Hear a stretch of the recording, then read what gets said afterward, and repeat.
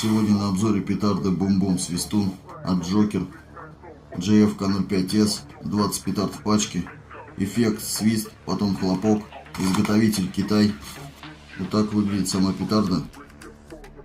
Давайте посмотрим, как они взрываются.